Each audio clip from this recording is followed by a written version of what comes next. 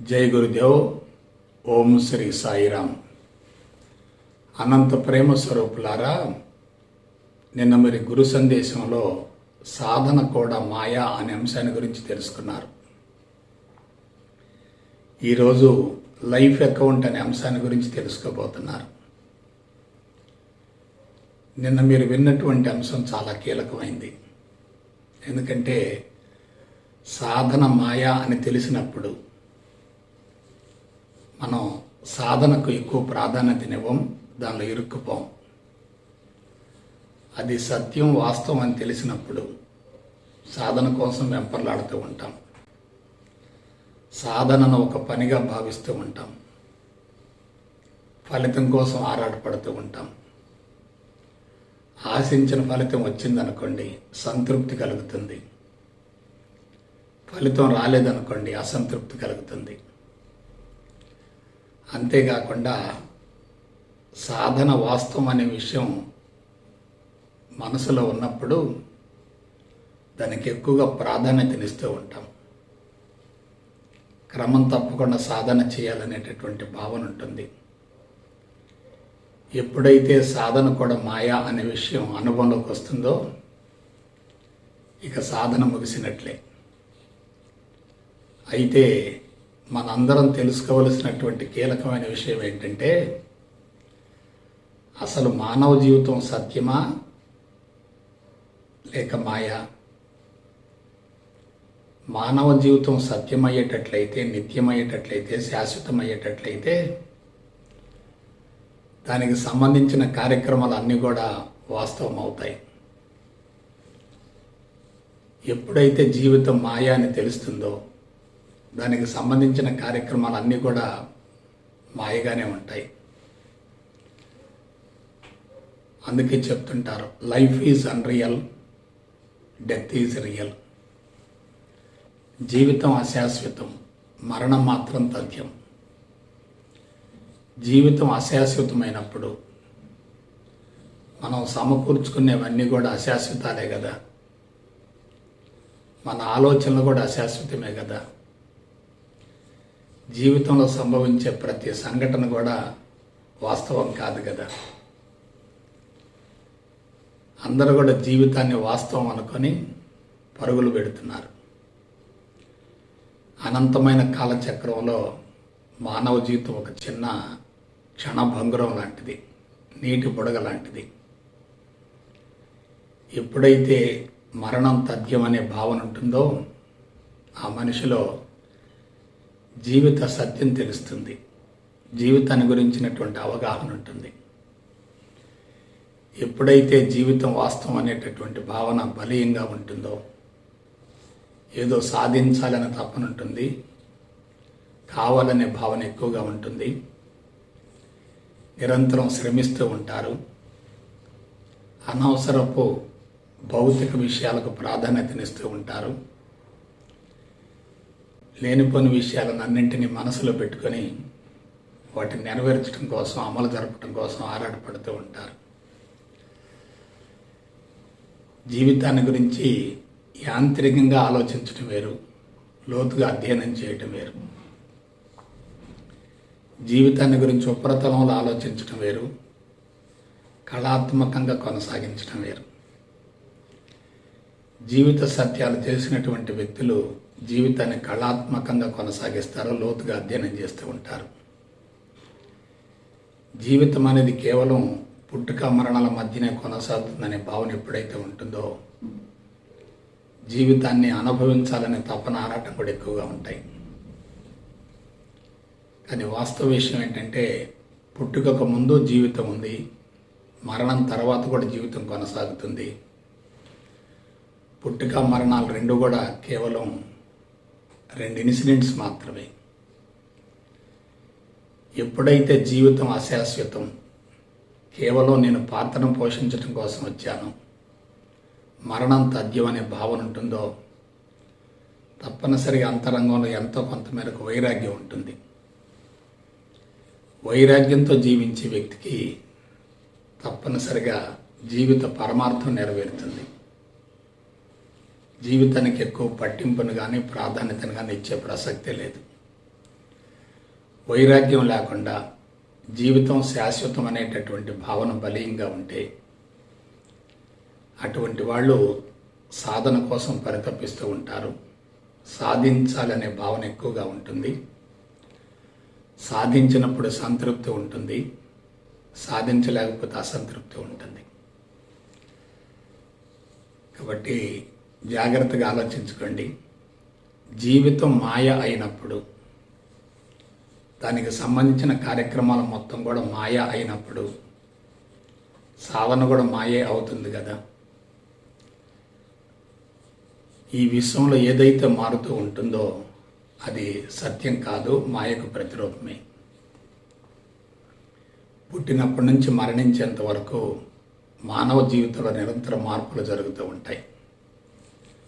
దాన్ని మానవ పరిణామం అంటారు, మానసిక పరిణామం అంటారు. ఎప్పుడైతే మార్పులు జరుగుతూ ఉంటాయో అది సత్యం కాదు. సత్యం కాదని తెలిసినప్పుడు దానికి మనం ప్రాధాన్యతనివ్వం. సత్యం అని తెలిసినప్పుడు మనం ప్రతి విషయానికి కూడా ఎక్కువగా ప్రాధాన్యతనిస్తూ ఉంటాం, పట్టింపునిస్తూ ఉంటాం. కాబట్టి అందరూ తెలుసుకోవలసినటువంటి నగ్న సత్యం ఏంటంటే జీవితం మాయా, దానికి సంబంధించిన కార్యక్రమాలన్నీ మాయా, మనం చేసేటటువంటి సాధనలు కూడా మాయే. మాయా అని తెలిసినటువంటి వ్యక్తి సాధనకు దూరంగా ఉంటాడు. అది వాస్తవం అని భ్రమించేటటువంటి వ్యక్తి సాధన కోసం పరితపిస్తూ ఉంటాడు. అయితే ఎప్పుడైతే సాధన కూడా వాస్తవం అనేటటువంటి భావన ఉంటుందో ఎంతో కొంత మేరకు ఒత్తిడి ఉంటుంది, ఘర్షణ వైఖరి ఉంటుంది, ఆశించటం ఉంటుంది. ఆశించింది అందినప్పుడు తాత్కాలికంగా తృప్తి కలుగుతుంది, అందకపోతే మరలా తిరిగి అసంతృప్తి కలుగుతూ ఉంటుంది. అయితే సాధన ఎందుకు కుదరటం లేదు? సాధనలో ఎందుకు ఘర్షణ జరుగుతుంది? సాధనని ఒక పెద్ద పనిగా భావించి ఎందుకు దానికోసం వెంపర్లాడుతున్నారు? అసలు సాధనే మాయని తెలియకపోవటం ఒక విషయం అయితే, సాధించాలి అనే తపన ఉండటం మరొక అంశం అవుతుంది. సాధనలో సాధించాలి అనేది ఇమిడి ఉంటుంది. సాధన అనేటటువంటి పదంలోనే సాధించాలి అనేటటువంటి భావన ఇమిడి ఉంటుంది. సాధించాలి అనే భావన ఉందంటే మనిషి సాధనను ఒక ప్రత్యేక తరహాగా కొనసాగిస్తూ ఉంటాడు. జీవిత ప్రణాళికను అమలు జరపడం కోసం సాధనను ఉపయోగించుకుంటూ ఉంటాడు. ఆరోగ్యం కావాలి, ఆయుష్ పెరగాలి, మానసిక ప్రశాంతత ఉండాలి, సంతృప్తి ఉండాలి. జీవిత ప్రణాళికను అద్భుతంగా అమలు జరపాలి, మంచి ఫలితం రావాలి, జీవితాన్ని సార్థకం చేసుకోవాలనేటటువంటి భావన బలీయంగా ఉండి ప్రాపంచిక విషయవాంఛల వైపుకు పరుగులు తీస్తూ ఉంటారు. కాబట్టి సాధించాలి అనే భావన ఎప్పుడైతే అంతరంగంలో ఉంటుందో ఆ సాధన నిరంతరం పోరాటం అవుతుంది. మనసు బలోపేతం అవుతుంది. మనసు ఘర్షణ వైఖరిలో ఉంటుంది. ద్వంద్వాల మధ్య నిరంతరం పోరాటం జరుగుతూ ఉంటుంది. సంకల్ప వికల్పాలు రెండు కూడా ఆధిక్యతను సంతరించుకుంటాయి. ఆత్మస్థితికి దగ్గరయ్యే అవకాశమే లేదు.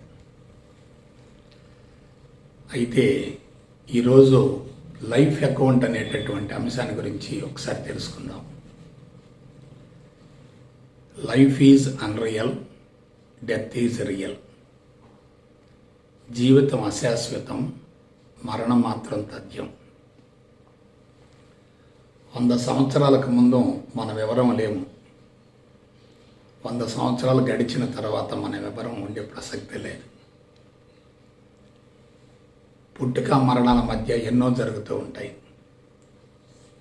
అవన్నీ కూడా మనిషిని ప్రలోభ పెడుతూ ఉంటాయి, రెచ్చగొడుతూ ఉంటాయి. సాధించమని నిరంతరం ప్రోత్సహిస్తూ ఉంటాయి. ఆ విధంగా మనిషి జీవిత ప్రణాళికను అంతటినీ ముందే రూపొందించుకొని తాను సాధించవలసిన దాని గురించి నిరంతరం పరితపిస్తూ ఆరాటపడుతూ సాధించవలసిన దానికోసం శ్రమిస్తూ ఉంటాడు.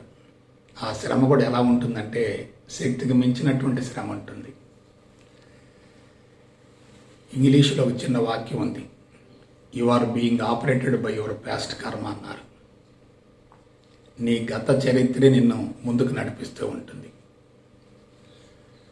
గత జీవితంలో బలమైన లోతైన నెగిటివ్ సంస్కారాలు ఎక్కువగా ఉంటే మనిషి తీవ్రమైనటువంటి అసంతృప్తికి కొరత గురయ్యేటట్లయితే ఆ అసంతృప్తిని కొరతను భర్తీ చేసుకోవటం కోసం గత చరిత్రకు సంబంధించినటువంటి సంస్కారాలు వాటికి సంబంధించినటువంటి జీవుడు మనిషిని విపరీతంగా ప్రేరేపిస్తూ ఉంటాడు, రెచ్చగొడుతూ ఉంటాడు.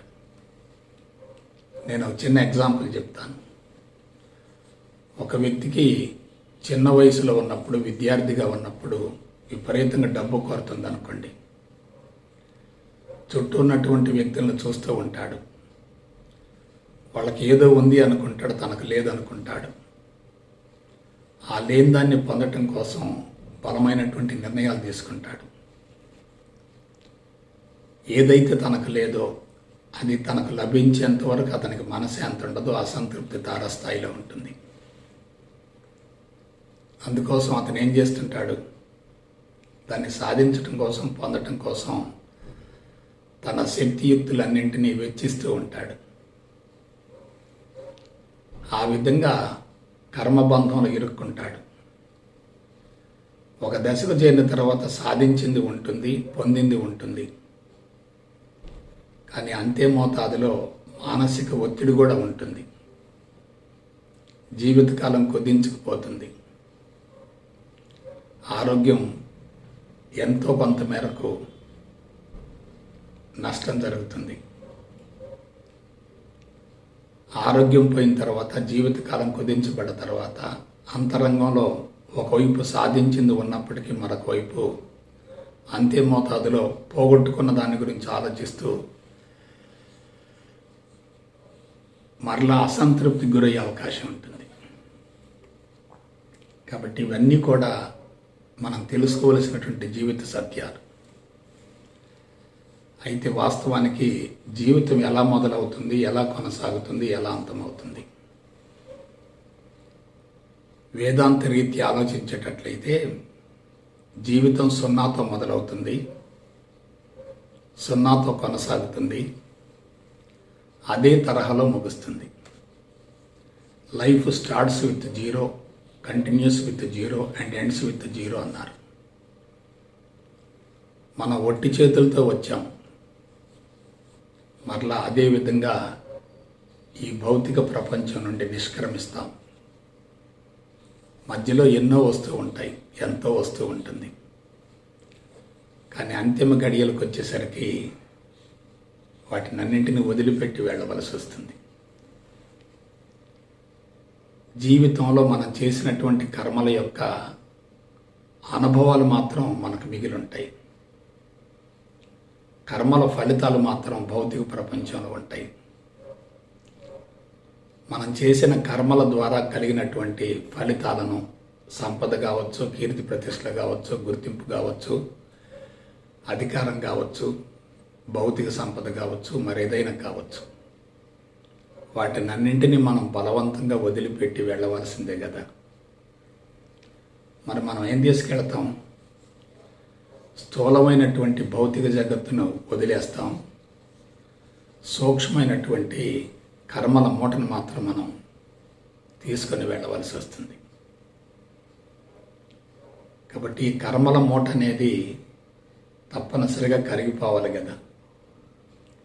కర్మల మూట కరగాలంటే దానికి మరొక శరీరం కావాలి కదా. వెంటనే ఆ శరీరం లభించలేదనుకోండి, ఆ మనిషి నరక యాతనను అనుభవిస్తూ ఉంటాడు. మరొక శరీరంలోనికి ప్రవేశించినప్పటికీ ఆ శరీరానికి సంబంధించిన కార్యక్రమాలు ఉంటాయి, అనుభవాలు ఉంటాయి. అదనంగా ఈ అనుభవాలు కూడా చేరతాయి. అనుభవాల మూట ఇంకా పెరుగుతుంది. తత్ఫలితంగా శరీరం బలహీనపడుతుంది, ఆరోగ్యం దెబ్బతింటుంది. ఆ జీవితంలో కూడా ప్రణాళిక నెరవేరలేదనుకోండి, మరలా మరొక దేహం కోసం, మరొక జీవితం కోసం ఆరాటపడవలసిందే కదా. ఈ విధంగా కర్మ బంధం పెరుగుతూ ఉంటుంది, కర్మలు కొనసాగుతూ ఉంటాయి, బంధాలు కొనసాగుతూ ఉంటాయి, శరీరాలు కొనసాగుతూ ఉంటాయి. కర్మలు ఎప్పుడైతే పెరుగుతూ ఉంటాయో మనిషి కర్మ బంధంలో ఇరుక్కుంటాడు. మీరు నేను తెలుసుకోవలసినటువంటి నగ్న సత్యం ఏంటంటే,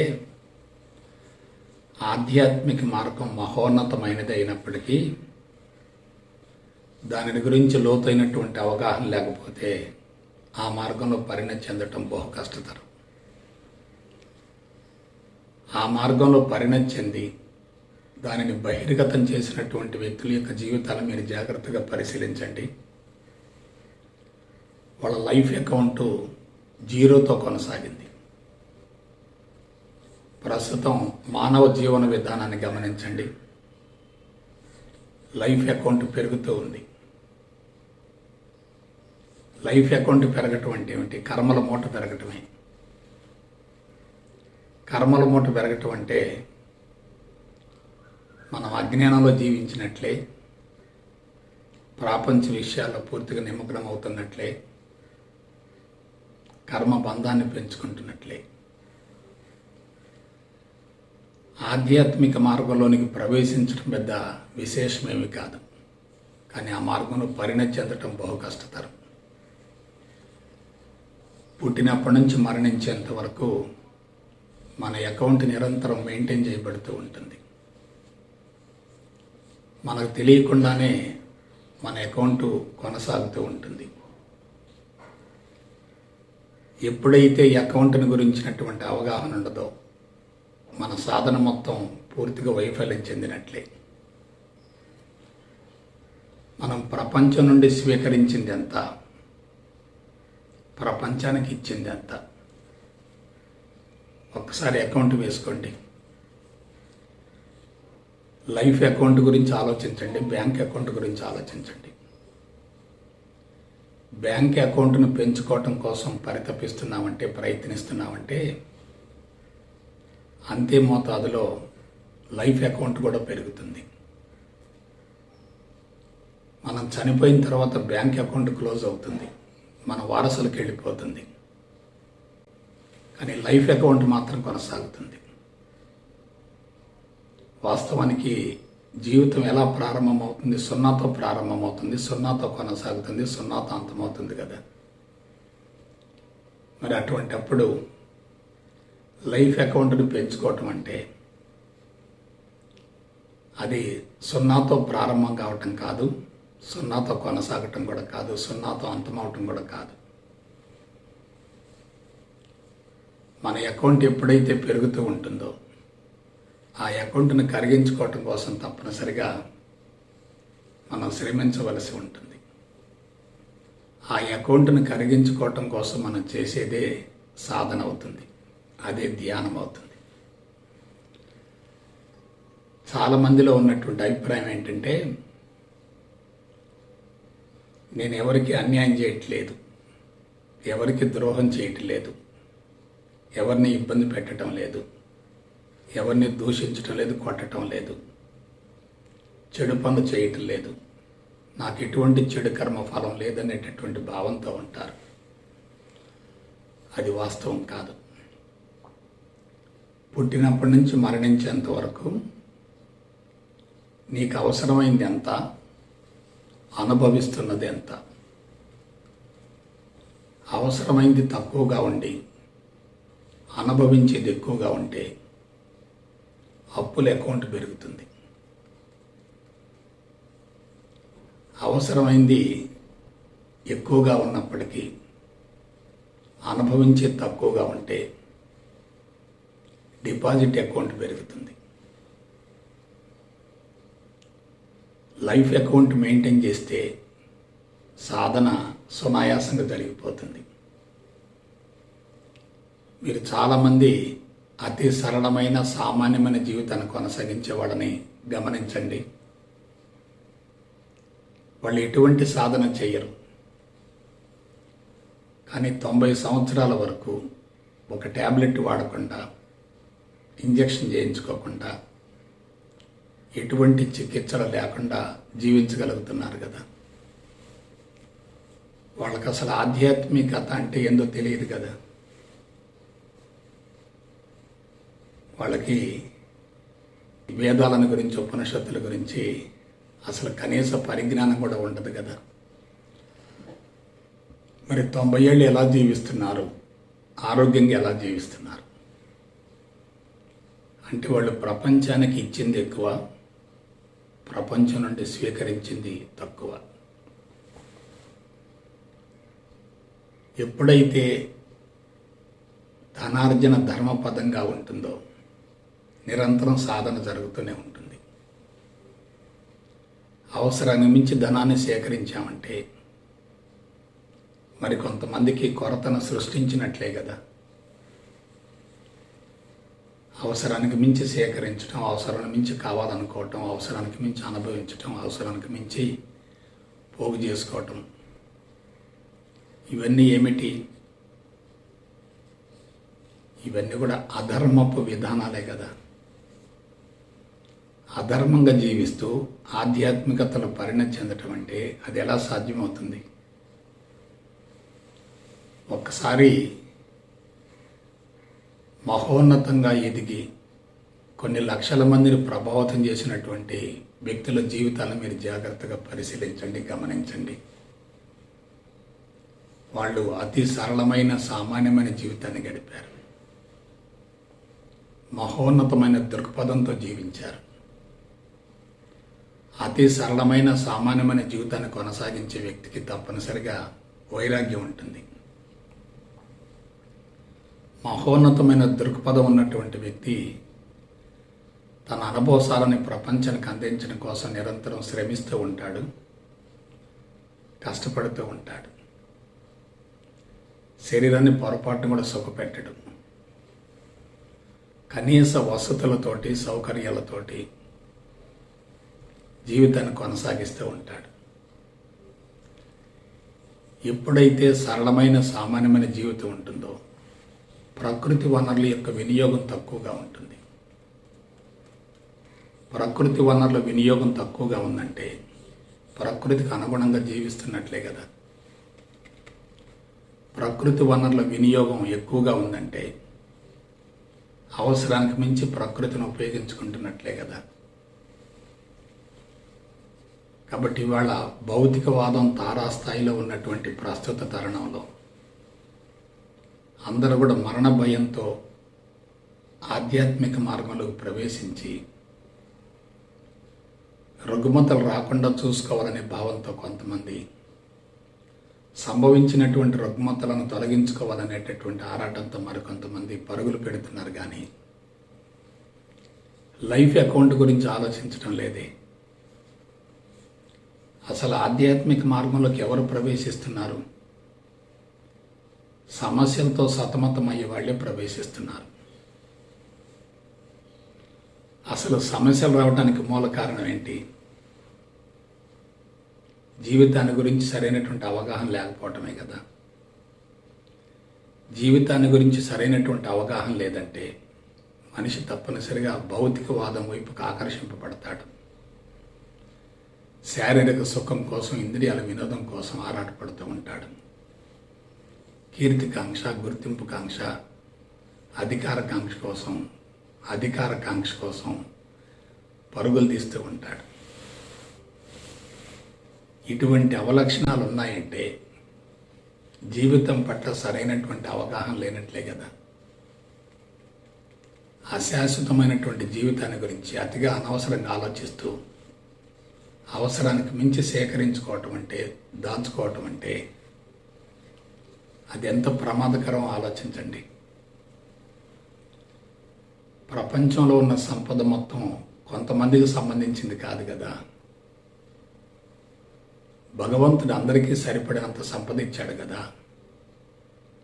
ప్రకృతి మాత అందరికీ సరిపడినంత ఆవాసాన్ని, ఆహారాన్ని సమకూరుస్తుంది కదా.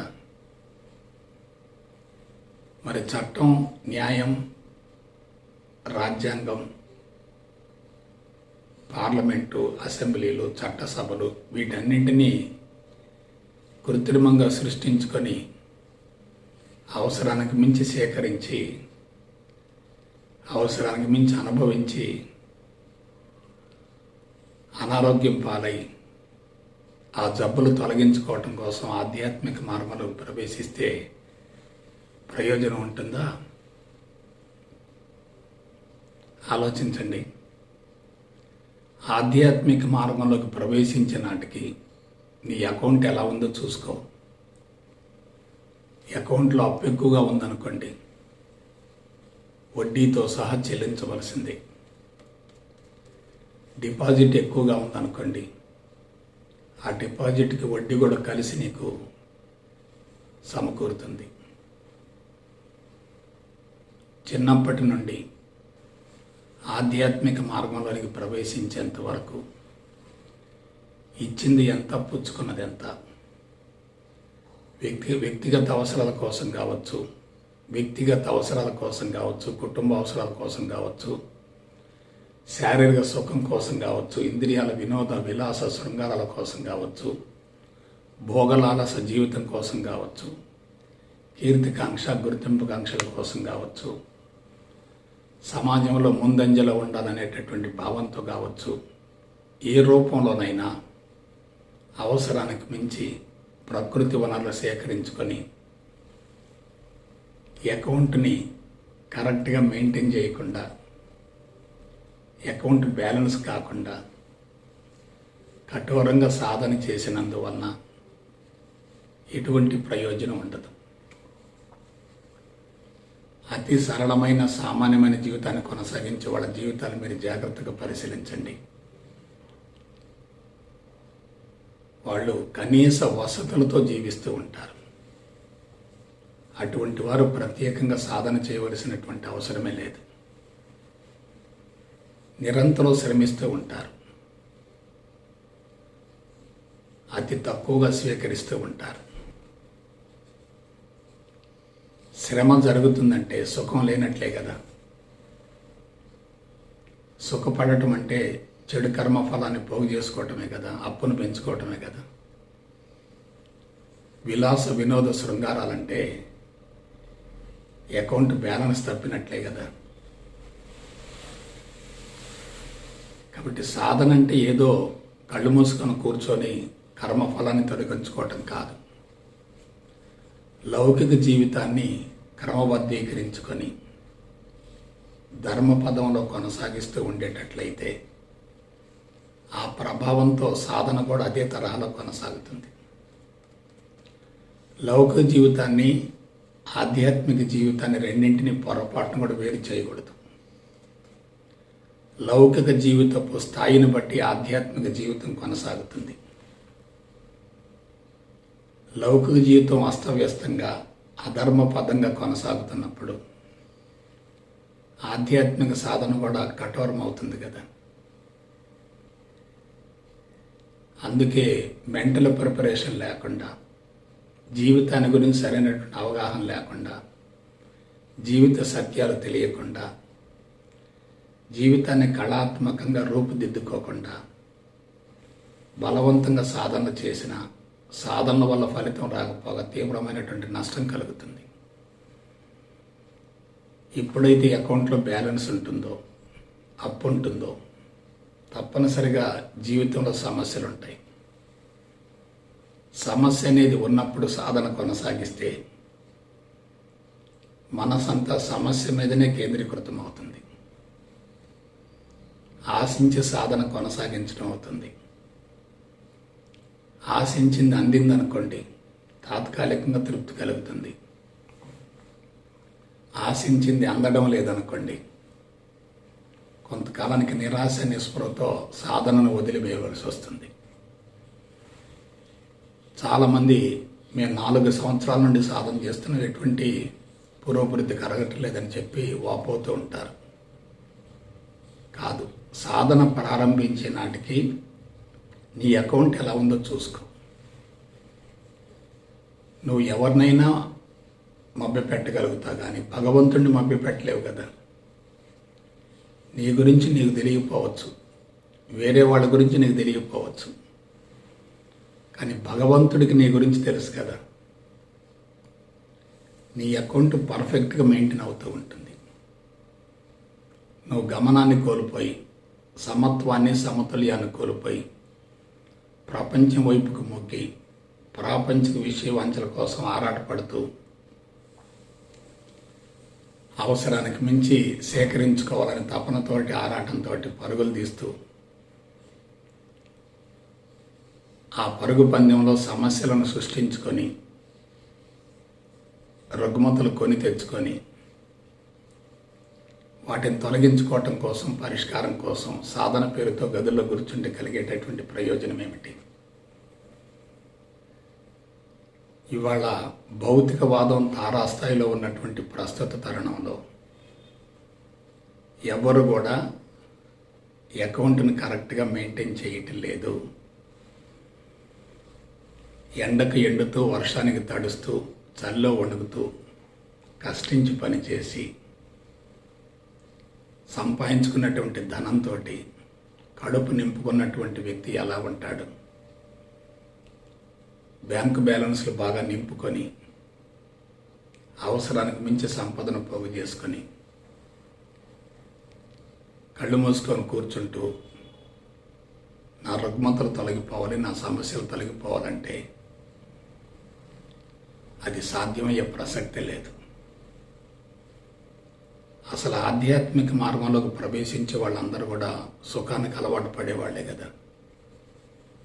సుఖపడటం అంటే ఇచ్చింది తక్కువగా ఉంటుంది, పుచ్చుకున్నది ఎక్కువగా ఉంటుంది కదా. అక్కడే అకౌంట్ బ్యాలెన్స్ తప్పింది కదా. ఇంకా సాధన చేస్తే ఎలా? సాధన వల్ల సాధించేది ఏముంటుంది? కష్టించి పనిచేసేటటువంటి వ్యక్తులు మీరు గమనించండి. శారీరక శ్రమే సాధనగా మారుతుంది కదా. ఇక ప్రత్యేకంగా సాధన యొక్క అవసరమే ఉంటుంది. అయితే కష్టించి పనిచేసే వాళ్ళు కూడా తమ బ్యాంకు బ్యాలెన్స్ను పెంచుకోవటం కోసమో, కుటుంబానికి అన్నీ సమకూర్చుకోవటం కోసమో, భద్రత కోసమో అవసరానికి మించి సేకరించి అకౌంట్ను సరిగా మెయింటైన్ చేయకుండా, బ్యాలెన్స్ లేకుండా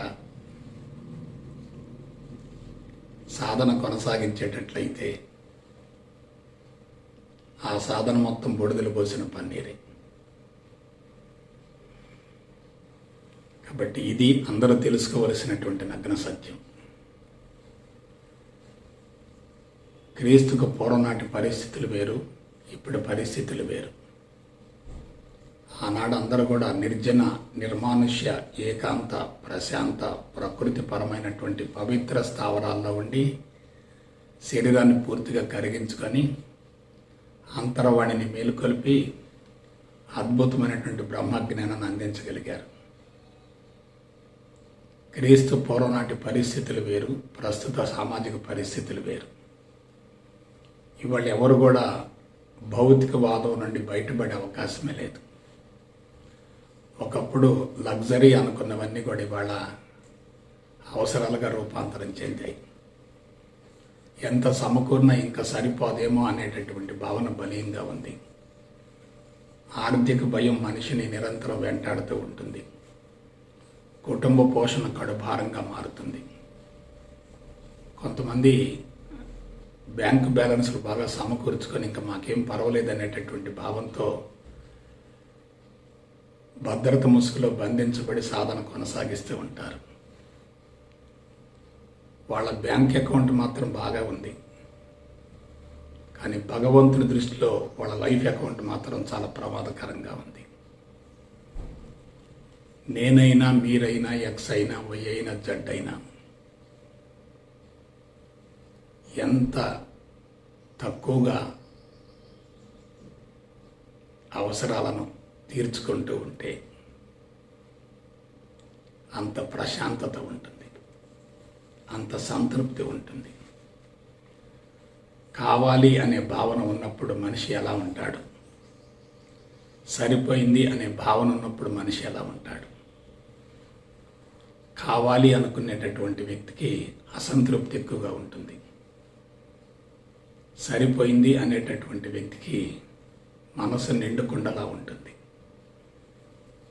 మనసు నిండుకుండలా ఉన్నప్పుడు, సాత్వికతలో ఉన్నప్పుడు, సమతుల్యంలో ఉన్నప్పుడు, సమత్వంలో ఉన్నప్పుడు అదే సాధన కదా. కాబట్టి కళ్ళు తెరిచి ఉన్నప్పటి స్థితి కళ్ళు మూసుకున్న దాని మీద, కళ్ళు మూసుకున్నప్పటి స్థితి కళ్ళు తెరిచిన దాని మీద ప్రత్యక్షంగా ఉంటుంది. రెండు 50-50గా ఉండాలి. కళ్ళు తెరవటం అనేది లోపం కాదు, కళ్ళు మూసుకోవటం అనేది ప్రత్యేకత కానే కాదు. కళ్ళు మూసుకోబోయే ముందే నీ మనసు సంతృప్తిగా ఉండాలి, నిండుకొండలా ఉండాలి, సాత్విక భావంలో ఉండాలి.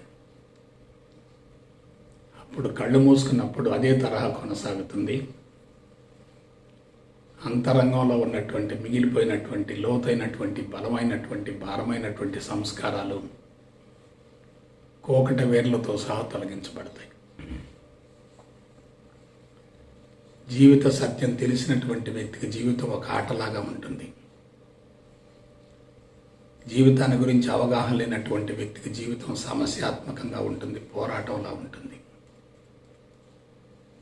జీవితం పోరాటంలా ఉన్నప్పుడు సాధన కూడా పోరాటం లాగానే ఉంటుంది. జీవితం ప్రశాంతంగా ఉన్నప్పుడు కళ్ళు మూసుకున్న సాధనే, కళ్ళు తెరిచిన సాధనే. ఇక ప్రత్యేకంగా సాధన యొక్క అవసరమే ఉండదు. కాబట్టి వాళ్ళ ఆధ్యాత్మిక మార్గంలో ప్రవేశించేటటువంటి వ్యక్తుల్ని మీరు జాగ్రత్తగా గమనించండి.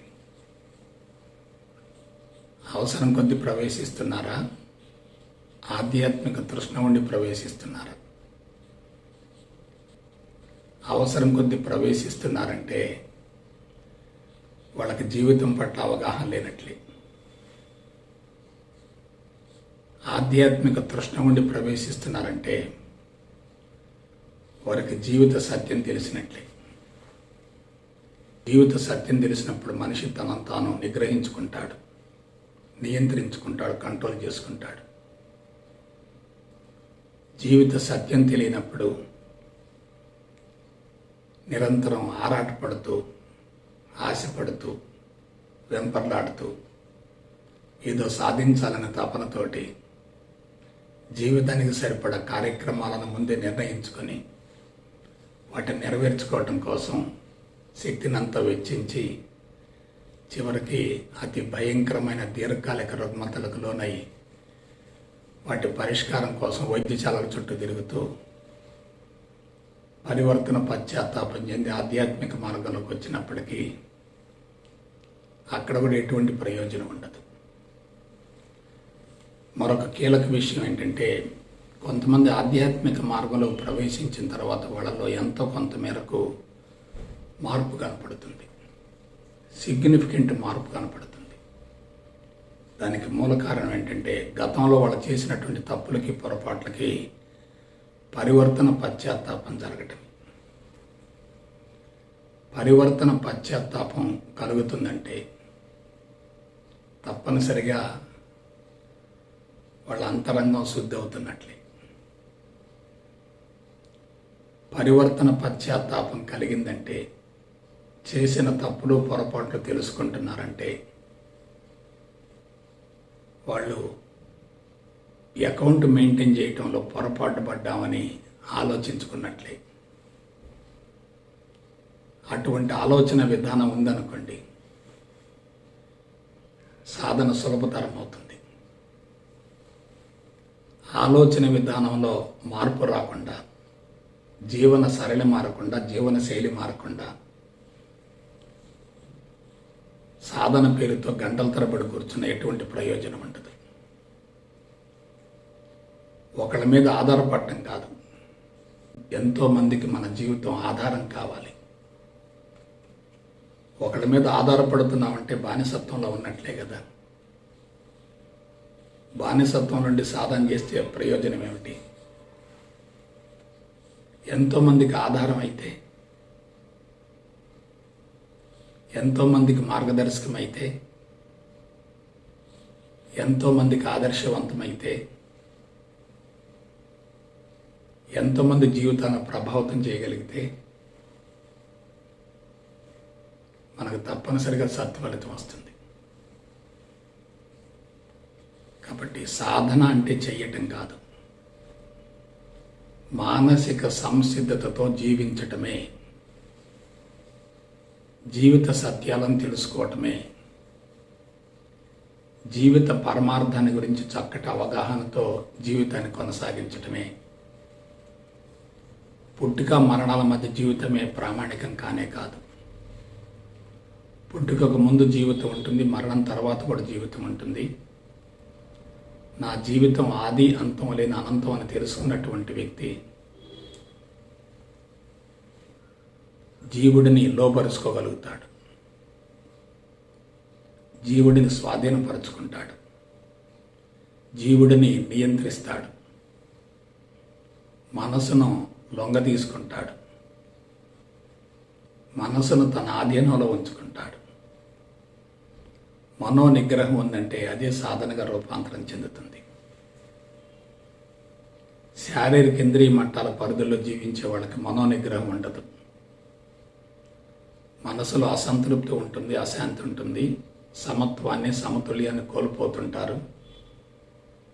అటువంటి వాళ్ళు సాధన పేరుతో ఎంతసేపు కూర్చున్నా సరే ఫలితం రాకపోగా తీవ్రమైనటువంటి నష్టం కలుగుతుంది. అందుకే సాధన ముఖ్యం కాదు, సాధించవలసింది లేదు అనే భావన అనుభవంలోకి రావాలి.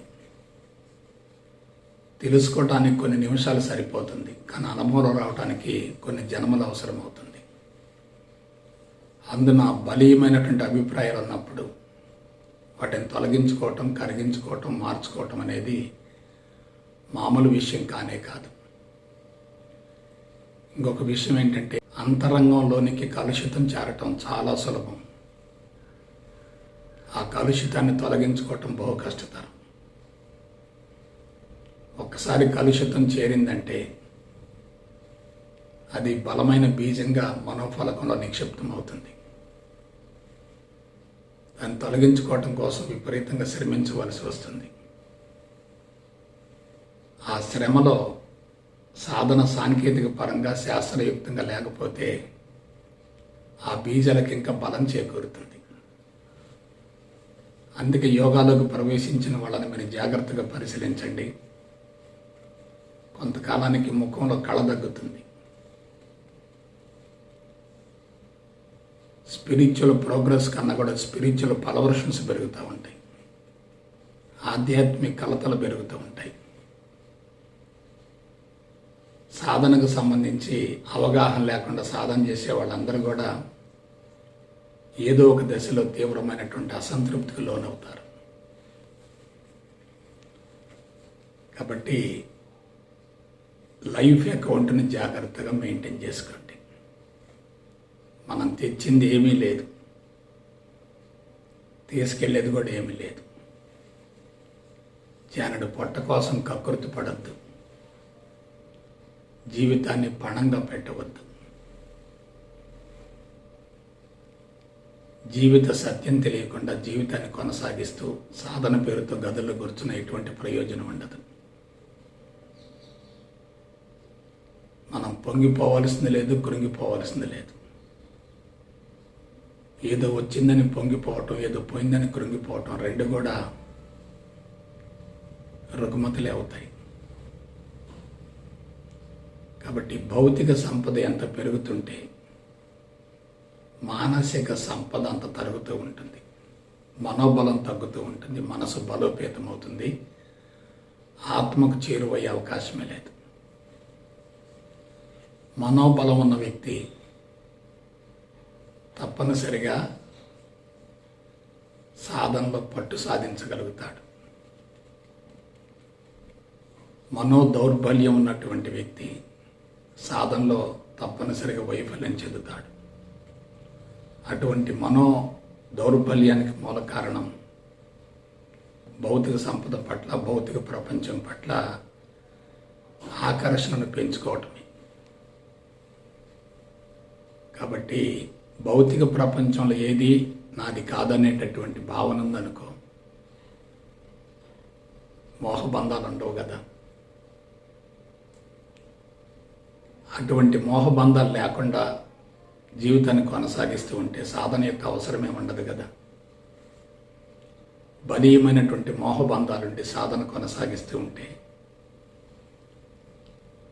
ఆ బంధాలు ఇంకా బలోపేతం అవుతాయి కదా. అందువలన లైఫ్ అకౌంట్ని కరెక్ట్గా మెయింటైన్ చేయండి. లైఫ్ అకౌంట్ని కరెక్ట్గా మెయింటైన్ చేయాలంటే బ్యాంక్ అకౌంట్ని పెంచుకోవద్దు. భద్రత ముసుగులో బంధించబడి బ్యాంక్ అకౌంట్ని విపరీతంగా పెంచుకొని చెడు కర్మ ఫలాన్ని పోగు చేసుకొని ఆధ్యాత్మిక మార్గంలో ప్రవేశించి తర్ఫీదులు పొంది సాధన కొనసాగించిన ఆ సాధన అంతా కూడా ప్రకృతికి విరుద్ధమైంది, ప్రకృతికి వ్యతిరేకమైంది, భగవంతుడి ఆదేశాలకు భిన్నమైంది.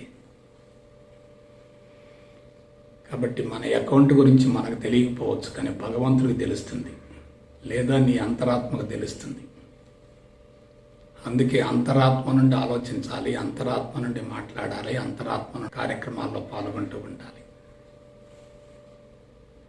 అంతరాత్మకు మించినటువంటి భగవంతుడు ఎక్కడుంటాడు?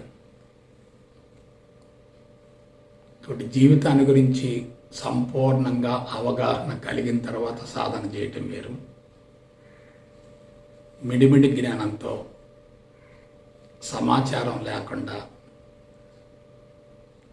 యాంత్రికంగా బలవంతంగా గంటల తరబడి సాధన కొనసాగించటం వేరు. ఎక్కువసేపు కొనసాగిస్తే సాధనలో పట్టు సాధించినట్లుగా భావించవద్దు. అసలు జీవితాన్నే సాధనగా మార్చుకోవటమే మహోన్నతమైనటువంటి లక్షణం. అందుకు మనం భౌతిక ప్రపంచంతో మెలిగేటటువంటి విధానంలో మార్పులు తెచ్చుకోవాలి. కాబట్టి బిడ్డలారా, లైఫ్ అకౌంట్ని గురించి పూర్తి అవగాహన గావించుకొని బ్యాంక్ అకౌంట్ కోసం పరితపించకుండా జీవిత పరమార్థం నెరవేర్చుకునే దిశగా జీవితాన్ని కళాత్మకంగా మలుచుకుంటారని మనసా వాచ్య కర్మణ కోరుకుంటూ సెలవు తీసుకుంటా. జై గురుదేవ్, జై గురుదేవ్, జై గురుదేవ్.